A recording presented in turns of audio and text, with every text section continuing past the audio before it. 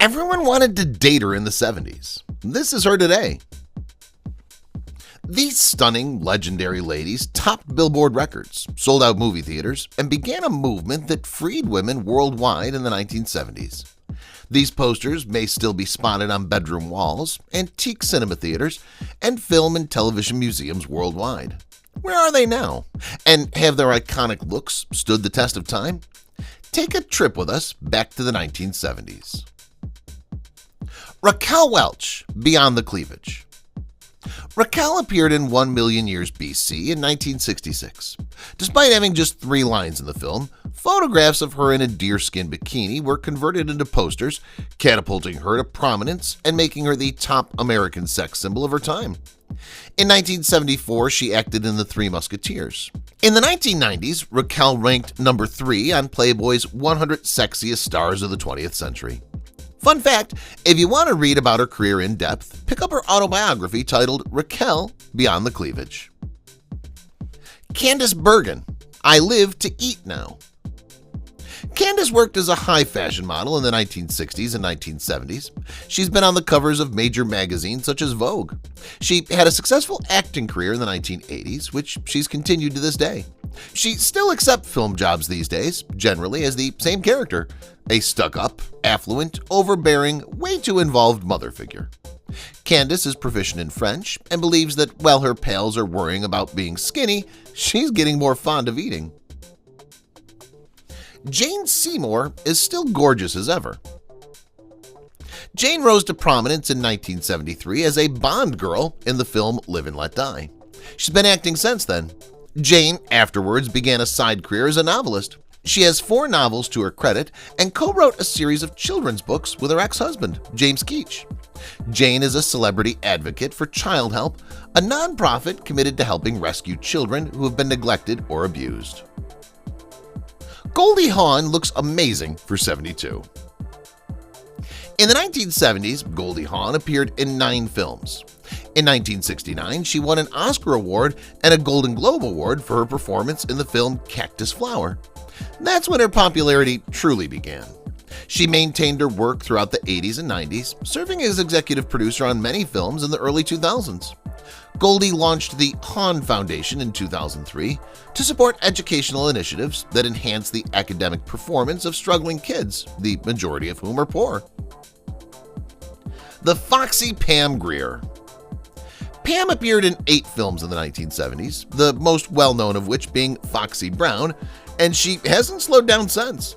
Her acting career continued steadily until the early 2000s, when she chose to quit the industry to pursue more personal aspirations. The Pam Grier Community Garden and Education Center was formed in 2011 after she completed 2 PhD degrees. Foxy go! Cher, the original boho. Cher, has she aged at all? She's still a goddess, exactly as she was then. Cher entertained 30 million people each week on the Sonny and Cher Comedy Hour in the 1970s. Along with acting, she had a successful solo music career, topping the Billboard Hot 100 many times. Cher is still on the road, her style is timeless, and her voice is unrivaled. She's also an outspoken political activist and a popular keynote speaker at LGBT rallies and events. Bo Derek and that famous poster. Bo Derek rose to prominence in the 1979 picture 10.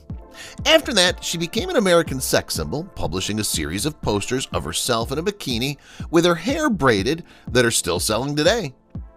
Bo Derek's acting career and sex appeal remained strong until the early 2000s. Bo Derek is a strong supporter for injured veterans. She's also a national honorary chairwoman for Veterans Affairs National Rehabilitation Special Events. Faye Dunaway, I'm Kind of a Loner. Faye began her career on Broadway in the 1960s and rapidly moved to the big screen. Bonnie and Clyde launched my career, Faye said. The film was released in 1967. Faye appeared in 10 additional films throughout the 1970s. She went on to win every award imaginable, and more than once. Faye worked on 2 unreleased films this year, and she just reunited with Warren Beatty as Bonnie and Clyde at the 89th Academy Awards.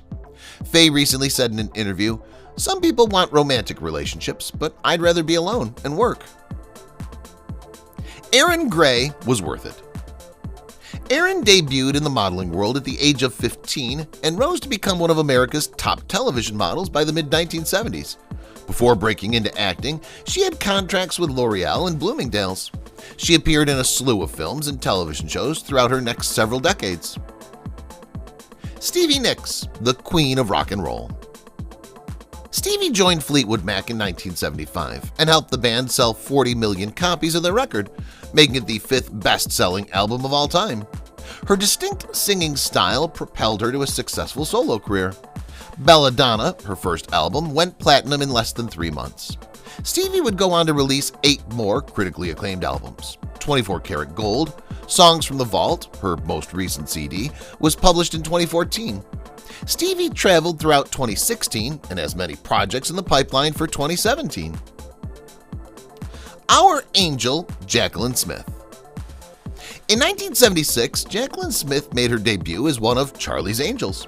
She had a very successful career since then, largely in television, movies, and series, rather than on the big screen. She was cast in CSI, Crime Scene Investigation, and Law & Order, Special Victims Unit after a few years of not appearing on television. Jacqueline is also a successful businesswoman. In the late 1980s, she started a clothing brand via Kmart, followed by a wig line in 2008. She's known for urging celebrities to create their own businesses rather than promoting others. Sweet, Sweet Sally. Sally Field featured in The Girl with Something Additional from 1973 to 1974, before moving on to the big screen in the late 1970s. In 1979, Norma Rae won an Oscar Award for Best Actress. Sally had a brisk film career in the 1990s that lasted into the early 2000s. In 2014, she was honored with a star on the Hollywood Walk of Fame. Sally has been one of the most outspoken advocates for women's rights in recent years. She's a member of the board of directors of Vital Voices Global Partnership, an international women's advocacy organization. Dolly Parton is immortal. Dolly Parton began her singing career in the 1960s, but her single Jolene didn't reach the top of the charts until the 1970s. It's become a timeless song with different musicians covering it every year. Dolly has written and sung songs ranging from country to pop to bluegrass.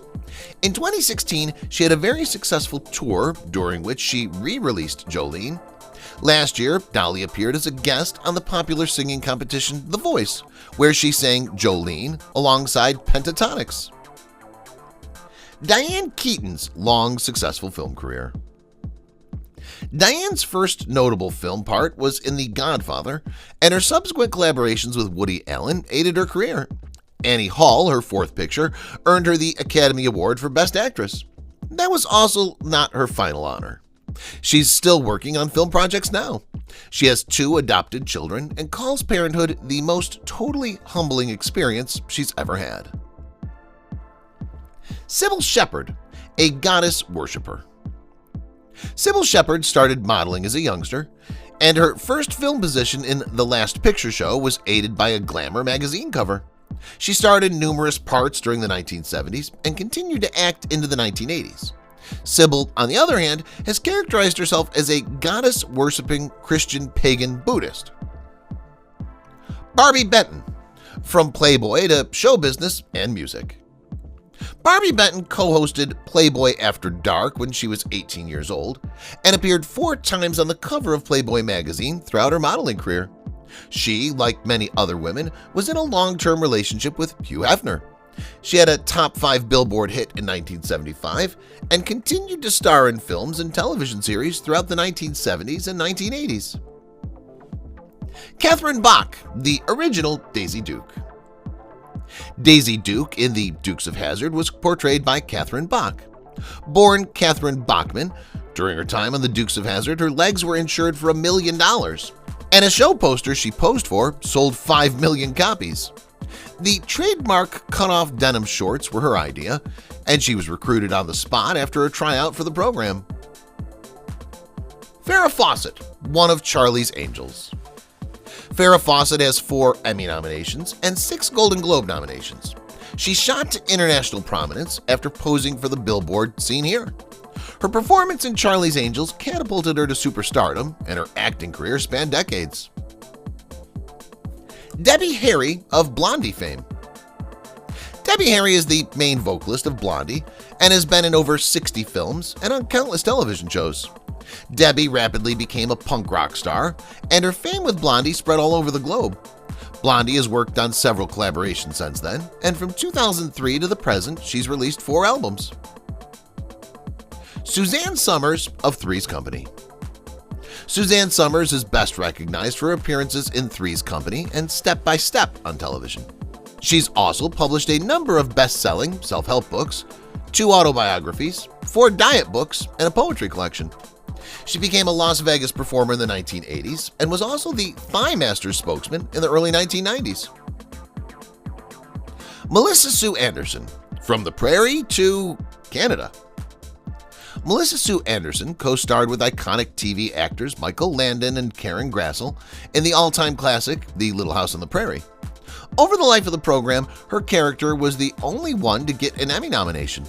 Melissa Sue became a Canadian citizen in 2007, permanently settling there, where she's mostly retired, save for a short role in the 2016 film The British Are Coming.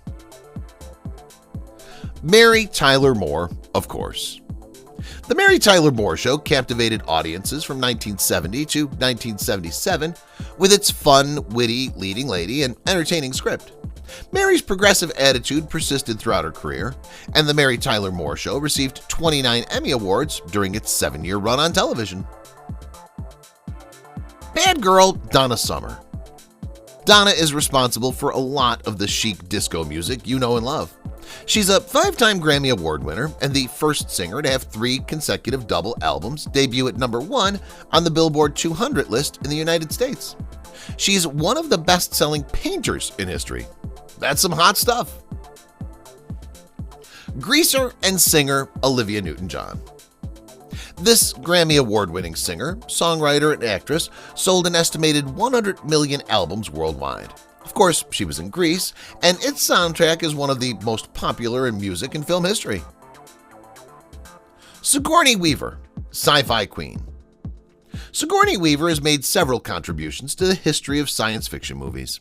She featured in box office smashes Ghostbusters and Avatar, in addition to her legendary part in the 1979 classic Alien.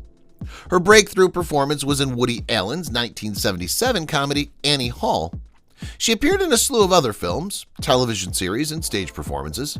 Her Wikipedia article is many pages long. Mary Jensen, American model and actress.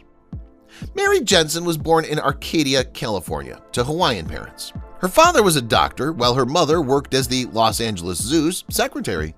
She's the middle child in a family of 3, with an older brother, Dana, and a younger sister, Kathleen. Jensen got her start in modeling while still in college. She appeared on the covers of Vogue and Mademoiselle. When she was diagnosed with Epstein-Barr disease, her career was cut short. Marin co-founded Stila Cosmetics in 1993, and the company has since gone on to become one of the best-selling beauty brands in retailers such as Sephora.